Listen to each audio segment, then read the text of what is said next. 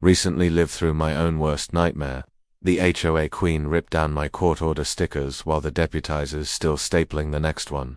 Her excuse, the stickers were deemed a violation of her little HOA visual code. Funny thing is, the only thing clashing that day was my fist itching to redecorate her decor. Let me start from the beginning.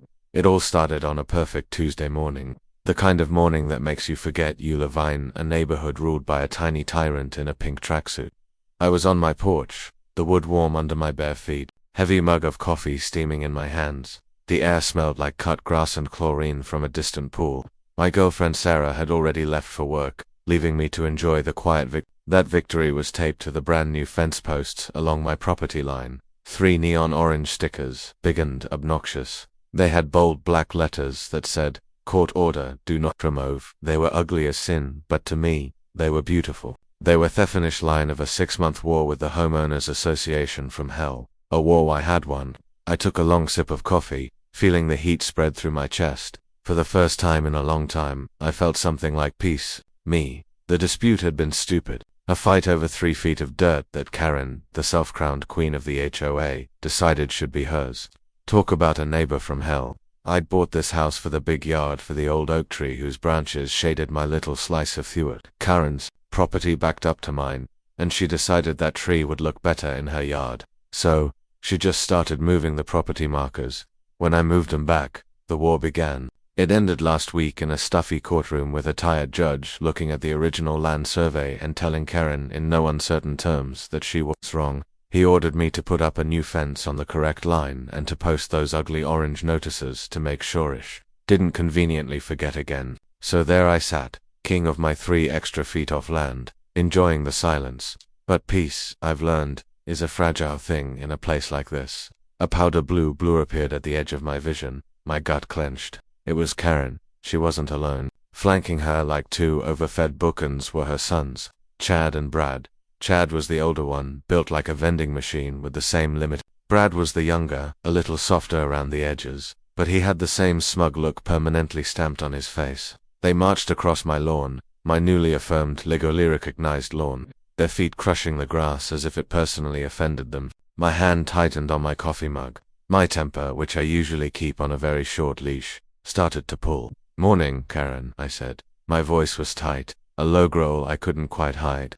I stayed seated. "You should never stand up for it," and she stopped a few feet from my porch steps. Hands on her hips, she was a woman who looked like she'd been assembled from a kit of spare parts from other better-looking people. Her blonde hair was shellacked into a perfect helmet. Her lips were thin and mean, and her eyes were like 2 little chips of ice. "There seems to be a misunderstanding," she said, her voice dripping with fake sweetness. She gestured at one of the orange stickers. "This is a violation of Section 12, subsection C of the community bylaws. Unapproved signage." I took another slow sip of coffee. "That," I said, pointing at the sticker with my mug, "is a legal notice ordered by a judge, a state judge. I think his authority is a little higher than your little rule book, Karen." Chad, the walking appliance, took a step forward. "You got a smart mouth. You know that." I ignored him and looked right at Karen. This was her show. Tampering with a court notice is a crime, Karen, a serious one.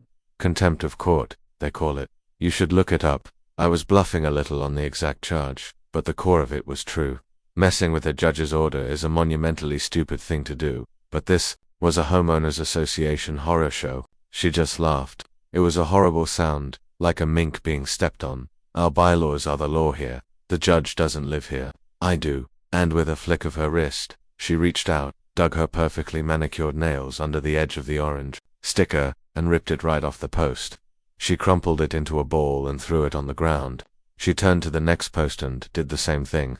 Chad and Brad watched, smirking, as their mother committed a felony right in front of me. My blood went from a simmer to a rolling boil. I could feel the heat in my face, the pulse hammering in my temples. Every instinct screamed at me to launch myself off that porch and wipe the smug looks off their faces. But I'm not just hot-headed, I'm smart, and I can be very, very devious when I need to be. Every muscle in my body was screaming for a fight. My brain was cold and clear. I didn't move. I didn't shout. I just lifted my phone, which had been sitting on the table beside me, and made sure the little red recording light was visible. I had started filming the second I saw her tracksuit appear. She saw the phone, and for a split second, a flicker of something, maybe fear, maybe just annoyance, crossed her face. But it was gone in an instant, replaced by that unshakable arrogance. She probably thought I was bluffing. "You'll be a fine for this," she snapped, gesturing at the now bare fence posts. "And another one for the unapprovedance, and another for hostile behavior." She turned on her heel and marched away, her 2 idiot sons trailing in her wake like pilot fish on a very ugly shark. I sat there for a long moment, the video still recording. My heart was pounding like a drum solo. The morning was ruined, the peace was shattered, but as I watched them disappear, a slow, cold smile spread across my face. She thought she had won. She thought she had put me back in my place. What she didn't know was that she hadn't just torn down a few stickers, she had just handed me the shovel I was going to use to bury her. This was no longer about offense, this was about justice, and I was going to get it one way or another. Karen had just started a war, but I was going Tobe, the one to finish it. The question was, how much damage was I willing to cause to see it through? To understand why I was ready to go to war over 3 feet of grass, you need to understand Karen. She wasn't just a nosy neighbor with too much time on her hands. She was a predator who used the HOA like a weapon. Our neighborhood, Lakeside Meadows, was supposed to be idyllic. Nice houses, a little community lake, big trees. But Karen treated it like her personal kingdom. She'd been HOA president for 10 years, mostly because no one else wanted the headache, and everyone was too scared of her to run against her. Sherald with an iron fist and a book of bylaws so thick and convoluted that you could be fined for the color of your welcome mat or the type of bird feeder you used. The real problem wasn't the petty rules, it was the way she enforced them. If she liked you, you could build a second story on your house without a permit. If she didn't, you'd get a fine because your garden hose was coiled counterclockwise instead of clockwise. It was all about power. And when I moved it in 2 years ago, she decided she didn't like me. I was younger than most of the residents. I didn't have kids, and I didn't show up to her mandatory community barbecues, which were really just opportunities for her to hold court and gossip. My biggest sin, though, was that I didn't fear her when she sent me first bogus fine for having a non-native plant species in my flower bed, which turned out to be a daisy. I didn't just pay it. I sent her a copy of the state's agricultural guide with the section on native flowers highlighted. She never forgave me for that. The property line was her big play. The man who owned my house before me was elderly and frail. According to my next-door neighbor, a retired plumber named Vinny, Karen had been bullying the old man for years, slowly encroaching on his property. Vinny was a great source of information. He was a wiry little guy with a twinkle in his eye and a collection of truly terrible flamingo-themed lawn ornaments. He'd lived here for 30 years and had seen it all. "She's a piranha, that one," he told me once, while polishing a ceramic flamingo with a diaper. "She smells weakness and she bites." Old Mr. Henderson, he just gave up fighting her. When I bought the place, I got a proper survey done. It was clear as day. The line was 3 feet farther into what Karen was now using as her extended garden. It included the base of that magnificent old oak tree. When I showed her the survey, she laughed in my face. "That's just a piece of paper," she'd said. "This has been mired for a decade." So, I did what you're supposed to do. I got a lawyer. That's when the real nightmare began. She used HOA funds to hire a high-prick lawyer from the city, claiming it was a no-boundary issue. My lawyer, a straightforward guy named Dave, told me it was the most ridiculous thing he'd ever seen, but we still had to fight it. The legal battle dragged on for 6 months. It was a slow, grinding process designed to wear me down and bleed me dry. She filed motion after motion claiming the original survey was fraudulent, that there were historical easements, that the tree's roots were redamaging her foundation. It was all nonsense, but each claim had to be legally refuted. It cost me thousands of dollars. It cost me sleep. Sarah was a rock through it all, but I could see that all it was taking on her. She'd come home from her nursing shifts, exhausted, and have to listen to me rant about her positions and property law. "Is it worth it, Michael?" she asked me one night, her eyes full of worry. "It's just a little bit of land." "It's not about the land anymore," I told her, my voice tight with anger. "It's about not letting a bully win. My father was a union guy, ASHAP steward. He spent his life fighting bullies in suits. He taught me that you don't back down just because the fight is hard. You stand your ground. That's why I'm protective. It's in my blood, and my methodical nature. The part of method like spreadsheets and clear plans kicked into overdrive. I documented everything. I took pictures, saved every mail, organized every legal document into a binder that was thicker than her book of bylaws. Finally, our day in court came. Karen showed up looking like she was attending the Oscars. Her lawyer was slick and condescending, but you couldn't argue with a land survey and a chain of title going back 50 years. The judge, a woman who looked like she'd seen every trick in the book, listened patiently for about an hour. Then she looked at Karen and her lawyer and sighed. "I've seen enough," she said. "The plaintiff's claim is without merit." She slammed her gavel down and it was over.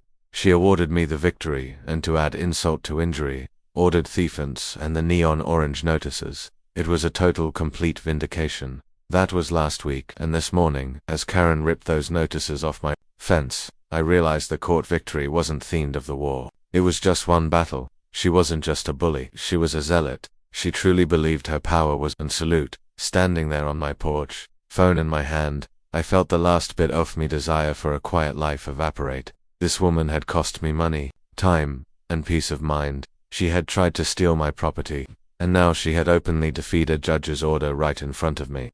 I wasn't just going to defend myself anymore. I was going on the attack. She had no idea who she was dealing with. She saw me as just another resident to be pushed around. She was about to find out how wrong she was. The question was no longer if I would fight back, but how far I would take it. The letter arrived next day. It was tucked into my mailbox, a crisp white envelope with the Lakeside Meadows HOA logo embossed in gold at the top. It felt heavier than a single piece of paper should.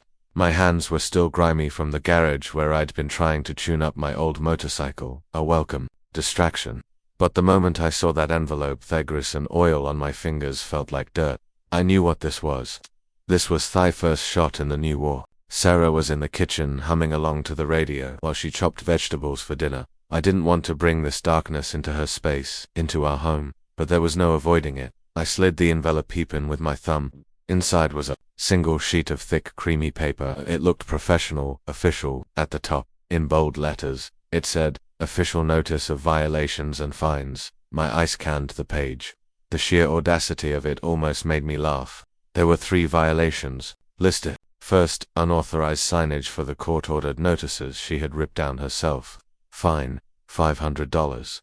Second, installation of non-compliant fencing for the fence the judge had explicitly ordered me to build. Fine, $500. And the third, my personal favorite, creation of a hostile community environment. The description read, subject homeowner engaged in threatening behavior and verbal intimidation of HOA president during a routine property inspection. Fine, $500, a grand total of $1,500. I stood there in the entryway reading it over and over again. It wasn't just the money. It was the complete fabrication, the inversion of reality. She was finding me for the very things she had done or that a court had mandated. She was punishing me for her own crimes. I felt that familiar fire start to burn in my chest. This was how she operated.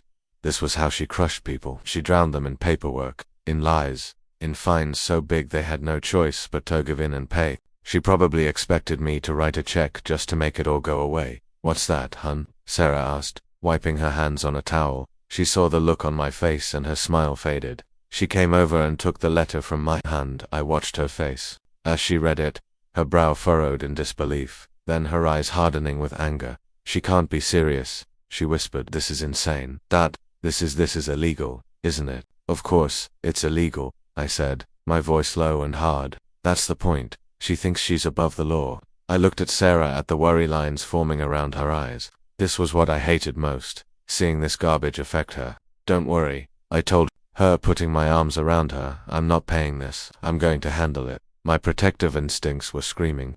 This wasn't just an attack on me anymore. It was an attack on our life, our home. How shisked, her voice muffled against my chest. "Are you going to call Dave? More lawyers, Michael? We can't afford another court case." "No," I said, pulling back to look her in the eyes. "Not yet, but first, I play by her rules."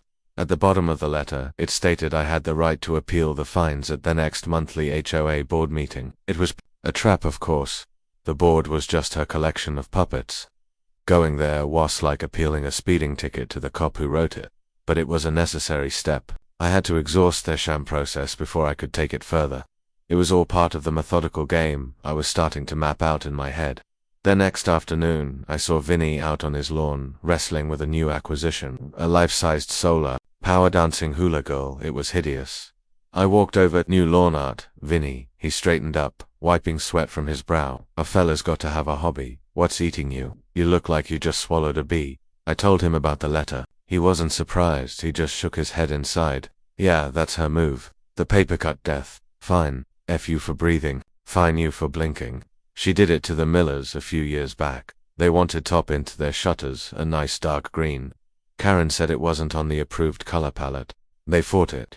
Next thing you know, they're getting fined for the grass being a 4-in-2 high, for a crack in their driveway, for their kid's bicycle being left out. They got buried in fines. Ended up painting the shutters beige and paying her thousands. They moved out a year later. The story just hardened my resolve. I wasn't the Millers. I wasn't going to be pushed out. I'm going to the board meeting, it told him. Vinny looked at me, a strange expression on his face. It was a mix of pity and admiration. Good luck, kid. That room is a snake pit, and she's the biggest snake. That evening, I didn't work on my bike. I sat at the drawing room table. I printed out a high-resolution still from the video I took, showing Karen's hand, her perfectly manicured nails, ripping the orange sticker off the post. I printed a copy of my lawyer's bill from the first lawsuit, showing how much her last little adventure had cost me.